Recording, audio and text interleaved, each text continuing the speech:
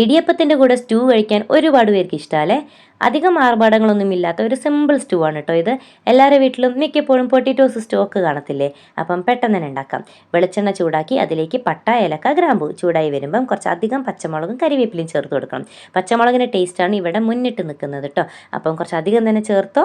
പിന്നെ അതൊന്ന് ചൂടായി വരുമ്പോഴത്തേക്കും ചതച്ച് വെച്ച ഇഞ്ചി ചേർത്തൊന്ന് വഴറ്റിയെടുക്കണം. പിന്നെ ഒരു സവാള പൊടിയായി അരിഞ്ഞ് അതും കൂടെ ഒന്ന് വഴറ്റിയെടുക്കാം. ഇനി അതിലേക്ക് തേങ്ങയുടെ 2ാം പാല് ചേർക്കണം. ഈ 2ാം പാലാണ് നമ്മൾ പൊട്ടിറ്റോസ് വേവിച്ചെടുക്കാൻ പോകുന്നത്. ഇനി അതിലേക്ക് എല്ലാ പൊട്ടിറ്റോസും കൂടെ ചേർത്ത് ആവശ്യത്തിന് കുറച്ച് ഉപ്പും കൂടെ ചേർത്തതിന് ശേഷം നന്നായി ഒന്ന് തിളയ്ക്കാൻ വെക്കണം. മൂടി വെച്ച് അതൊന്ന് വെന്ത് വരട്ടെ കേട്ടോ. പൊട്ടിറ്റ് വേവുന്നൊരു ടൈം കൊടുക്കണം. അത് നന്നായി വെന്ത് വരുമ്പോഴത്തേക്കും നമുക്ക് കറി നല്ല കട്ടിയായിട്ട് വന്നിട്ടുണ്ടാവും കേട്ടോ. ഇനി അതെല്ലാം കുറച്ചും കൂടെ കട്ടി വേണം എന്നുള്ള ആൾക്കാർക്ക് ഇതുപോലെ ഒന്ന് ഉടച്ചു കൊടുക്കാവുന്നതാണ്. പിന്നെ കറിയൊക്കെ ഒന്ന് സെറ്റായി കഴിഞ്ഞതിന് ശേഷം തേങ്ങയുടെ 1ാം പാല് ചേർത്തതിന് ശേഷം നന്നായി ഒന്ന് ഇളക്കി കൊടുക്കുക. തിളയ്ക്കാൻ വെക്കരുത്.